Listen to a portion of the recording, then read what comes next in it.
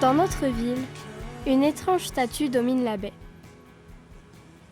Pourquoi ici, dans cette petite commune normande, voisine du Havre, a-t-on érigé en 1938 une statue représentant Albert Ier, le roi des Belges?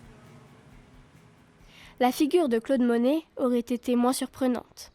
C'est à Sainte-Adresse, en effet, qu'il a peint certains de ses tableaux les plus célèbres. Sur celui-ci, on prend la mesure du relief accidenté du site, avec la falaise et le cap de la Hève. Mais avant d'être connu comme le berceau de l'impressionnisme, le site était déjà occupé à la préhistoire, puisqu'une voie romaine partait du plateau en direction du Tréport. Au milieu du XIXe siècle, le trafic du port du Havre explose. La bourgeoisie fortunée lance la mode des villégiatures et des bains de mer. Georges Dufayel, propriétaire de grands magasins à Paris, imagine alors un lotissement en bord de mer, au pied des falaises, pour concurrencer Deauville et Trouville. Les villas sont élégantes. Le site, protégé du vent du nord, prend le nom de Nid-Savray. Mais encore une fois, on est loin de la Belgique, et nous n'avons toujours pas d'explication à la présence de cette statue. Le 4 août 1914, la neutralité de la Belgique est bafouée par l'invasion des troupes allemandes.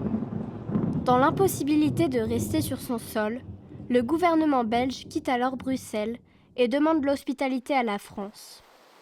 Le Havre, avec son port ouvert sur la Manche et l'Atlantique, à mi-chemin entre Londres et Paris, semble un abri stratégique. Alors effectivement, la Belgique, dès 1839, a signé un accord avec les principaux États européens, dont l'Allemagne, et elle a très confiance dans cet accord, qui d'ailleurs sera respecté en 1870. Mais dès 1910, on s'aperçoit que les Allemands commencent à construire tout un réseau de voies ferrées pour imaginer une opération militaire passant par la Belgique.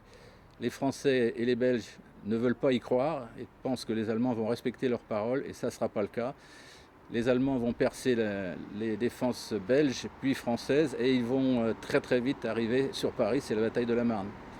Les Belges seront traumatisés par ce viol diplomatique et pendant très longtemps, cette manœuvre sera citée comme une des plus illégales qui soit.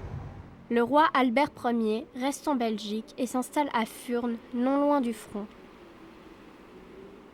La reine Élisabeth réside, elle, à La Panne, sur la côte toute proche.